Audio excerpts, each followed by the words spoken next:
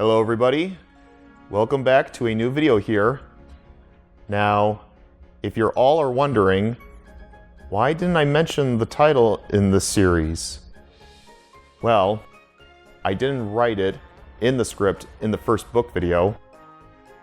I couldn't come up with a name when I was thinking of a new project ideas for the channel. After reading the first book from recording it on camera or voiceover while I was editing it, I gave the series two different names. I was going to call it the Railway Series Storytime Read-Through, but then I decided to change it to the second name with it all finalized. It's called the Railway Series Storytime Read-Along. That's what I'll be calling it. But if you have any new title ideas for the series, you can let me know in the comments below.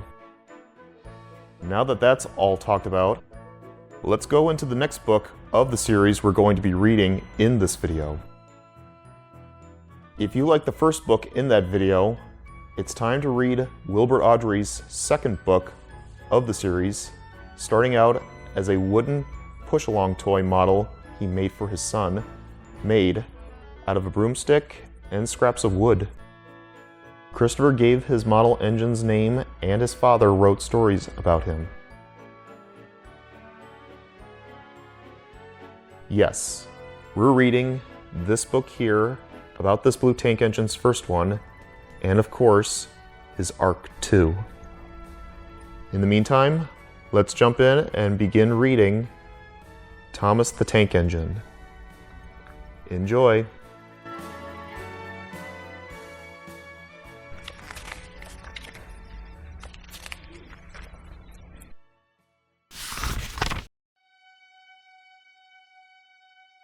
The Railway Series Number 2, Thomas the Tank Engine, by the Reverend W. Awdry, with illustrations by C. Reginald Dalby.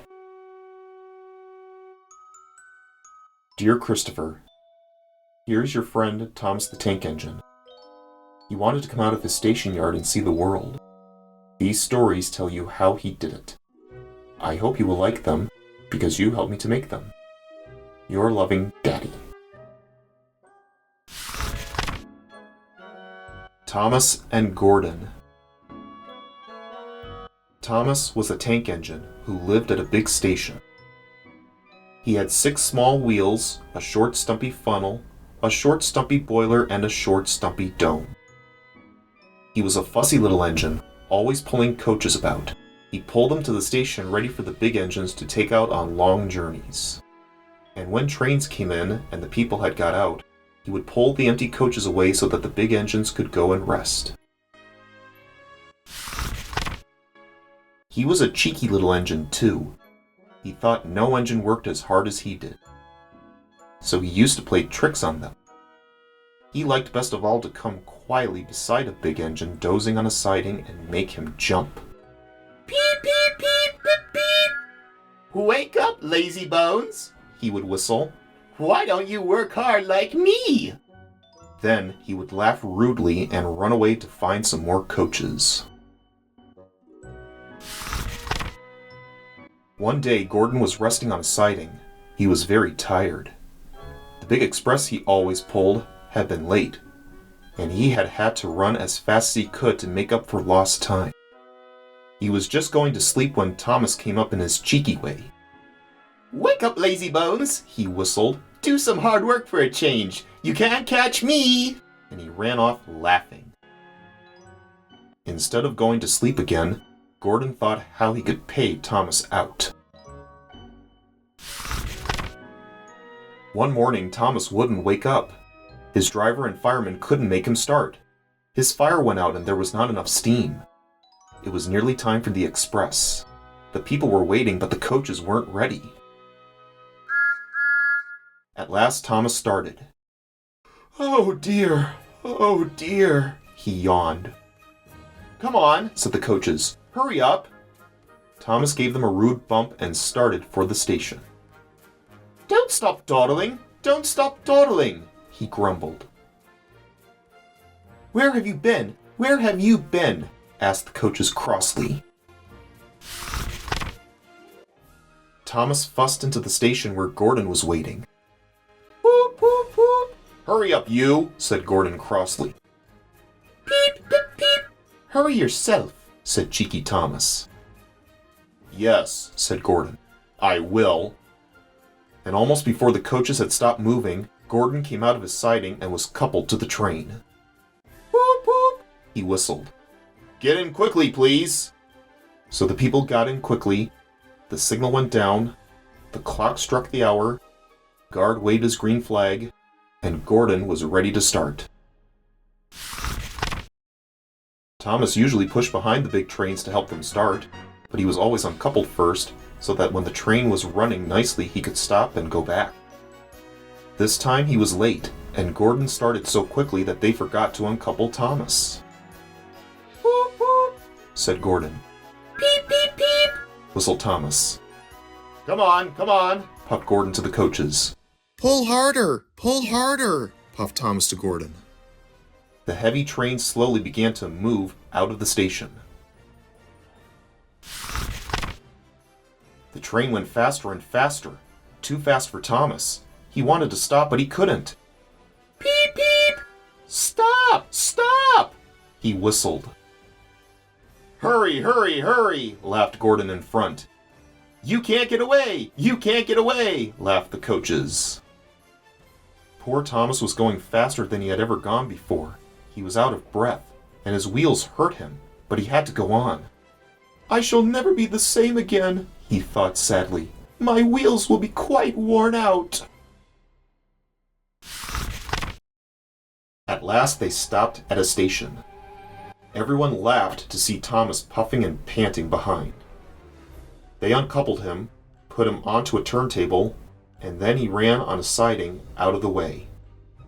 "Well, little Thomas," chuckled Gordon as he passed.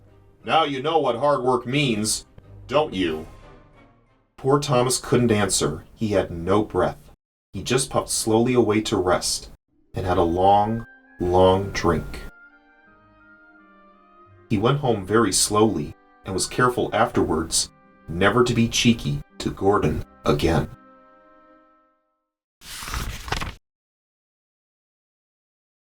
Thomas's train. Thomas often grumbled because he was not allowed to pull passenger trains. The other engines laughed. "You're too impatient," they said. "You be sure to leave something behind." "Rubbish," said Thomas crossly. "You just wait. I'll show you." One night, he and Henry were alone. Henry was ill. The men worked hard, but he didn't get better. Now, Henry usually pulled the first train in the morning, and Thomas had to get his coaches ready. "If Henry is ill," he thought, "perhaps I shall pull his train." Thomas ran to find the coaches. Come along, he fussed. There's plenty of time, grumbled the coaches. He took them to the platform and wanted to run round in front at once. But his driver wouldn't let him. "Don't be impatient, Thomas," he said. So Thomas waited and waited. The people got in, the guard and station master walked up and down, the porters banged the doors, and still Henry didn't come. Thomas got more and more excited every minute. The fat director came out of his office to see what was the matter, and the guard and the station master told him about Henry. "Find another engine," he ordered. "There's only Thomas," they said. "You'll have to do it then, Thomas. Be quick now." So Thomas ran round to the front and back down on the coaches ready to start. "Don't be impatient," said his driver. "Wait till everything is ready." But Thomas was too excited to listen to a word he said. What happened then, no one knows. Perhaps they forgot to couple Thomas to the train. Perhaps Thomas was too impatient to wait till they were ready. Or perhaps his driver pulled the lever by mistake. Anyhow, Thomas started. People shouted and waved at him, but he didn't stop. "There They're waving because I'm such a splendid engine, he thought importantly. Henry says it's hard to pull trains, but I think it's easy. Hurry, hurry, hurry, he puffed, pretending to be like Gordon. As he passed the first signal box, he saw the men leaning out, waving and shouting. They're pleased to see me, he thought. They've never seen me pulling a train before. It's nice of them to wave. And he whistled, Peep, peep, thank you, and hurried on. But he came to a signal at danger. Bother, he thought. I must stop. And I was going so nicely too. What a nuisance signals are. And he blew an angry peep, peep on his whistle. One of the signalmen ran up. Hello, Thomas, he said. What are you doing here? I'm pulling a train, said Thomas proudly. Can't you see? Where are your coaches then? Thomas looked back. Why, bless me, he said, if we haven't left them behind. Yes, said the signalman. You'd better go back quickly and fetch them. Poor Thomas was so sad he nearly cried. Cheer up, said his driver. Let's go back quickly and try again. At the station, all the passengers were talking at once. They were telling the fat director, the station master, and the guard what a bad railway it was. But when Thomas came back, and they saw how sad he was, they couldn't be cross. So they coupled him to the train, and this time, he really pulled it. But for a long time afterwards, the other engines laughed at Thomas and said, Look, there's Thomas, who wanted to pull a train, but forgot about the coaches.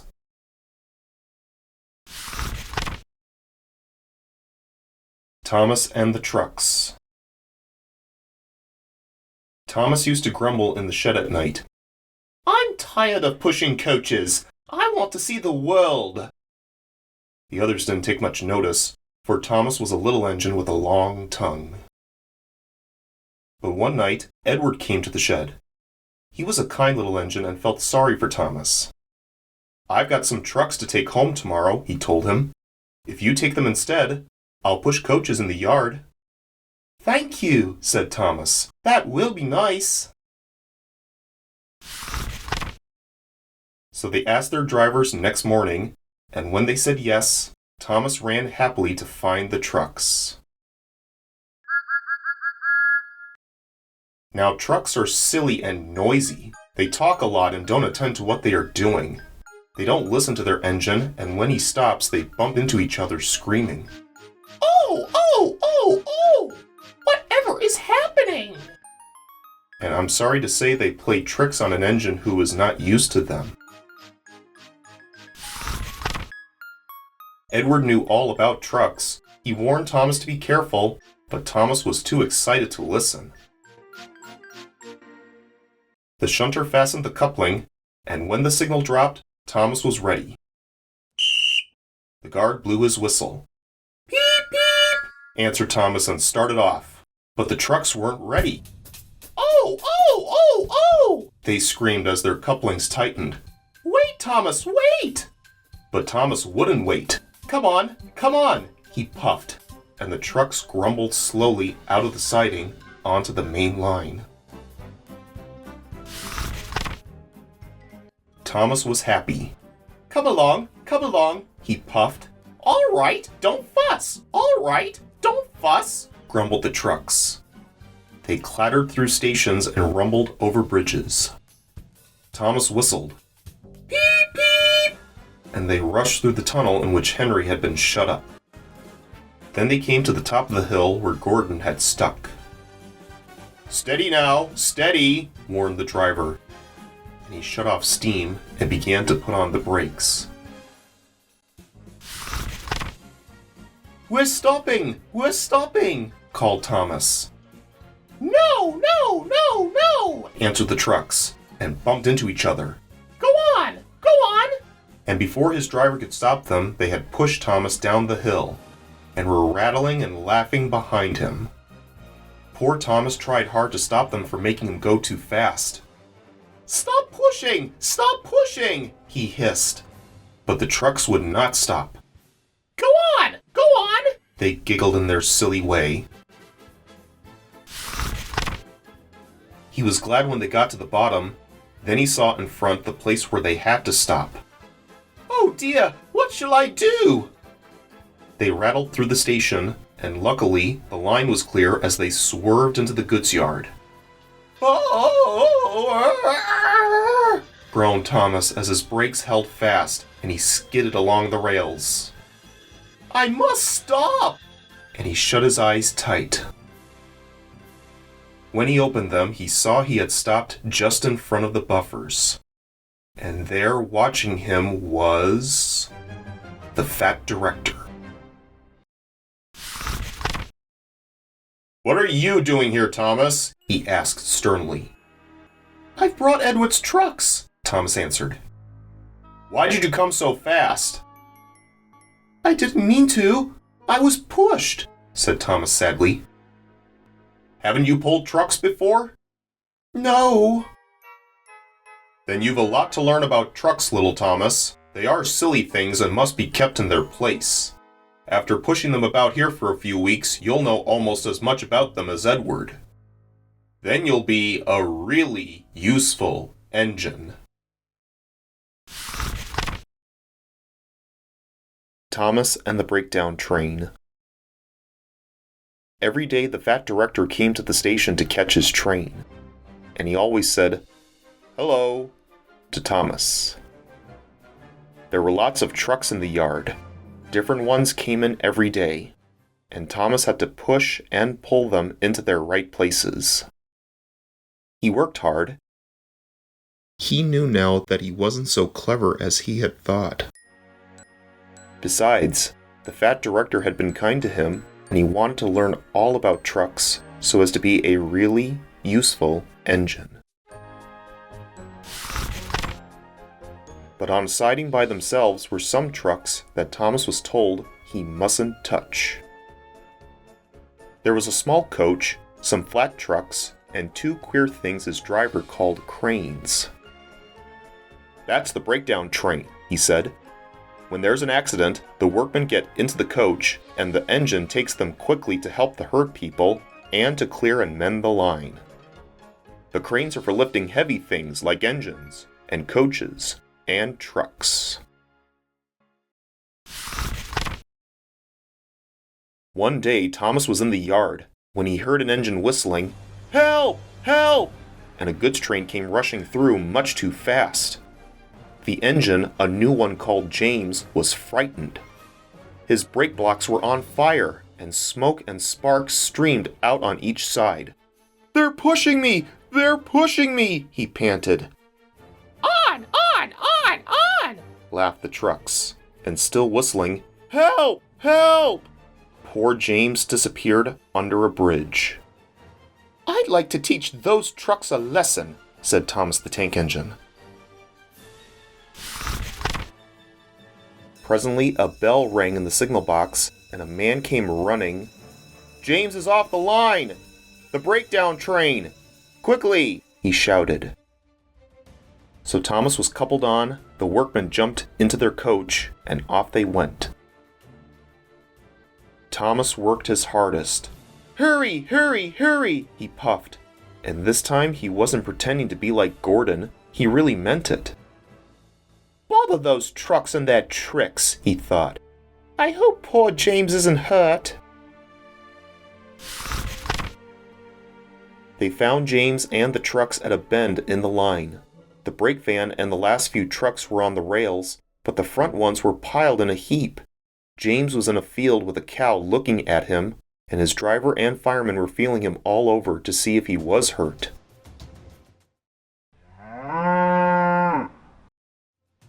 "Never mind, James," they said. "It wasn't your fault. It was those wooden brakes they gave you. We always said they were no good." Thomas pushed the breakdown train alongside. Then he pulled the unhurt trucks out of the way. "Oh dear! Oh dear!" they groaned. Serves you right, puffed Thomas crossly. When the men put the other trucks on the line, he pulled them away too. He was hard at work puffing backwards and forwards all the afternoon.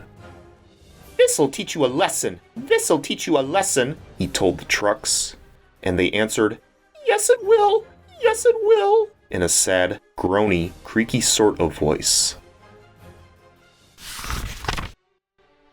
They left the broken trucks and mended the line. Then, with 2 cranes, they put James back on the rails. He tried to move, but he couldn't, so Thomas helped him back to the shed.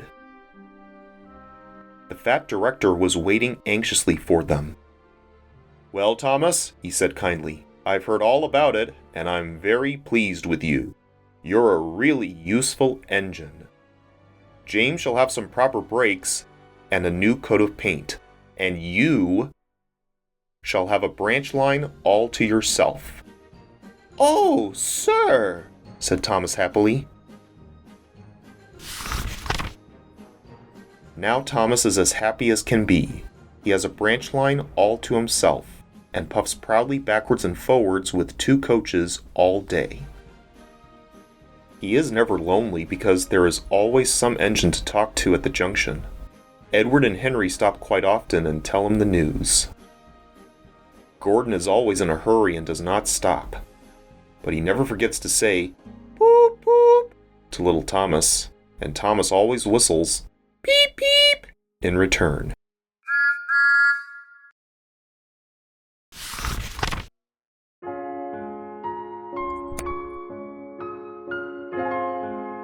Well, that concludes this character's journey arc from start to finish here, and achieving the goal he wanted throughout the book.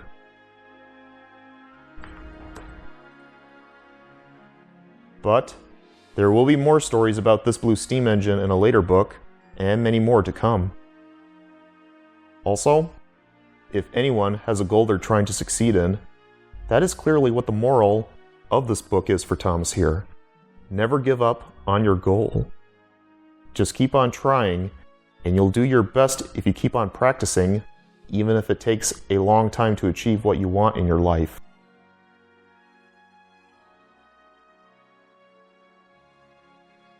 Now, before I wrap this up here, there's a YouTuber's history video and a story music video involved with a long one that I recommend to anybody and a lot of Thomas fans who have already watched on the day it came out on the big month of May.